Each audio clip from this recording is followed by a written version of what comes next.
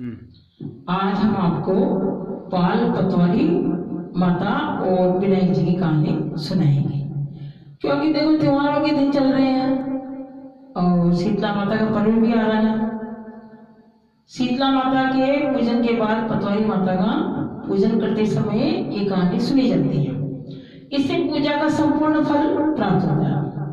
एक बार क्या होता है कि पाल माता, पतवारी माता और विनायक जी तीनों में झगड़ा हो जाता है। किस कारण? तीनों ही खुद को बड़ा बताते हैं और कहते हैं कि वे मैं बड़ा हूँ।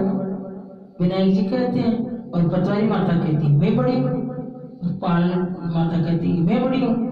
तो देखो सब अपने आप को एक दूसरे से बड़ा साबित करने के लिए झगड़ा करती है। अब झगड़ा करते करते क्या होता है कि एक ब्राह्मण का लड़का वहां से निकलता है, गुजरता है और वहां से जा रहा था एक ब्राह्मण का लड़का। तो पाल पतवारी और गजानंद ने उसे रोका और कहा कि भाई हमारा जो झगड़ा है सुलझा दो कि और न्याय कर दो कि हम तीनों में से कौन बड़े हैं। तो ब्राह्मण का लड़का बोला कि देखो मैं तुम्हारा न्याय करूंगा, लेकिन कब? कल करूंगा। कल जब वापिस आऊंगा ना इधर से तो मैं तुम्हारा न्याय करूंगा। अभी तो मैं जा रहा हूं।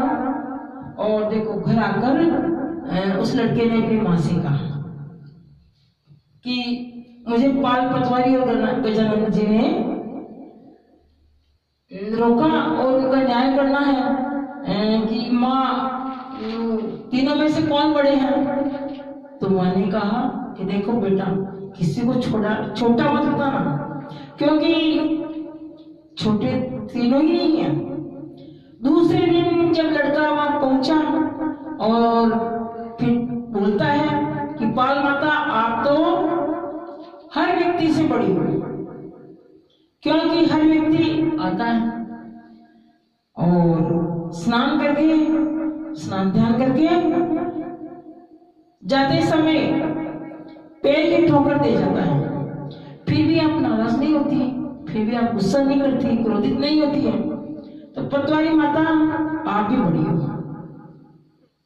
क्योंकि कोई व्यक्ति कितने ही तीर्थ कर ले, धर्म ध्यान कर ले, परंतु जब तीर्थों पर जाने के बाद वापिस आने पर उनकी पूजा किए बिना, आपकी पूजा किए बिना पतवारी माता उनका कार्य पूर्ण नहीं होता है, इसलिए आप बड़ी हो।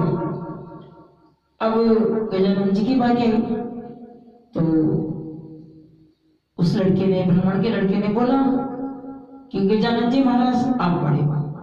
कहते हैं ना ओम वक्रतुंड महाकाय सूर्य कोटि समप्रभ है, सब देवों में देव गणेश से बड़े हैं, उनको सर्वप्रथम मनाते हैं। सब देवताओं से पहले गणेश जी को ही मनाते हैं। तो उस लड़के ने बोला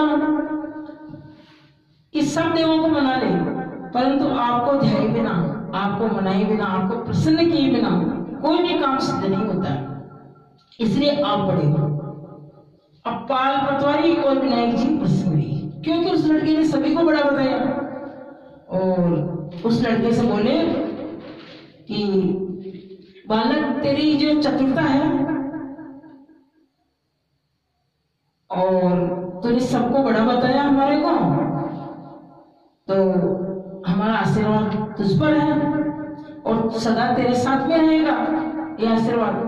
यह कहकर उन्होंने थोड़े जो जोके दाने हैं वो दे दिए कि यहाँ से ये जोके दाने ले जा और तेरे अंगोछे में या तौलिए में बांध ले इन दानों को, जोके दानों को। लड़का सोचने लगा, बालक सोचने लगा कि मैंने तो इतना बड़ा न्याय किया है, फिर भी एक तुच्छ भेंट, ये तो घाटे का सौदा हुआ। इतना अच्छा न्याय किया परंतु इसके बदले थोड़े से जो मिले। लड़के ने घर पहुंचकर बेमन से जो अंगोछा था उसको एक कोने में रख दिया और जब मां उस अंगोछे को समेटने लगी तो देखो उसमें से चमचमाते हुए हीरे मोती गिरने लगे। और लड़के ने जाकर देखा तो उसकी खुशी का ठिकाना नहीं रहा। लड़के को सब समझ में आ गया कि ये तो सब देवताओं का ही आशीर्वाद है। अब दोनों बहुत खुश हुए, आनंदित हुए। हे भगवान, पाल पतवारी और विनायक जी ने ब्राह्मण के लड़के को जो आशीर्वाद दिया वैसी कृपा सब पर रखना। बोली पतवारी माता की जय। अब एक कहानी गणेश जी की छोटी कर देती हूँ, छोटी सी कहानी है। एक बार गणेश जी एक लड़के का वेश बनाकर, गजानंद भगवान एक लड़के का वेश धरकर नगर में घूमने निकले। तो उन्होंने अपने साथ में चुटकी भर चावल और चुल्लू भर दूध दे दिया, थोड़ी सी चावल, थोड़ा सा दूध दे दिया। और नगर में घूमते हुए जो भी व्यक्ति मिलता है या स्त्री मिलती है तो उसको कहते हैं कि मेरे लिए खीर बना दो, और खीर बनाने के लिए आग्रह करते हैं और कहते हैं कि माई खीर बना दो। लोग ये सब सुनकर हंसते हैं कि थोड़ी सा तो चावल है, थोड़ा सा दूध है, इसकी कितनी खीर बनेगी। अब बहुत समय तक घूमते रहे परंतु कोई भी खीर बनाने के लिए तैयार नहीं हुआ। किसी ने यह भी कहा कि देखो इतना सा तो सामान है, इसी तो सामग्री है, खीर नहीं बनती थी इसी सामग्री में, उसके लिए ज्यादा सामान चाहिए। लेकिन गणेश जी को तो खीर बनवानी थी। और अंत में एक गरीब बूढ़ी अम्मा ने कहा कि बेटा मेरे साथ चल, मैं तुझे खीर बनाकर खिलाऊंगी। गणेश जी उसके साथ चल दिए और बूढ़ी माँ ने एक बर्तन में चावल दूध को उबालने के लिए चढ़ा दी। और फिर दूध में ऐसा उफान आया, दूध उफरने लगा और वो बर्तन भी छोटा पड़ गया। बूढ़ी माँ को आश्चर्य हुआ कि थोड़ी सी चावल है, थोड़ा सा दूध है, लेकिन ये क्या, समझ में नहीं आ रहा था। अम्मा ने घर का जो बूढ़ी माँ है उसने घर का जो सबसे बड़ा बर्तन है उसको रखा, वो भी खीर से पूरा भर गया, क्योंकि ये तो गणेश जी की कृपा है। खीर बढ़ती ही जा रही थी, उसकी खुशबू भी चारों तरफ फैल रही थी। अब जब खीर की मीठी मीठी खुशबू आ रही थी तो जो बूढ़ी माँ थी उसकी बहू थी, एक बहू थी, और बहू ने सोचा कि ऐसा करते हैं कि इस खीर में से एक कटोरी खीर ले लेते हैं और इस खीर को खा लेते हैं। अब उसने एक कटोरी में खीर रखी और इसकी तीव्र इच्छा हुई तो खाने में बैठ गई वो। और फिर कहती है दरवाजे के पीछे, क्योंकि दरवाजे के पास में अगर बैठ जाएंगे या सामने बैठ जाएंगे तो फिर वो बूढ़ी माँ है तो उसकी सासू देख लेती है, इसलिए दरवाजे के पीछे बैठी है और बैठकर कहती है कि ले गणेश तुम भी ये खीर खा और मैं भी खा लूं। और थोड़ी देर में जब बूढ़ी अम्मा आई तो वहां गणेश जी बैठे हुए थे, तो गणेश जी को आवाज लगाई कि बेटा तेरी खीर तैयार है, आकर इसे खा ले इसको आकर।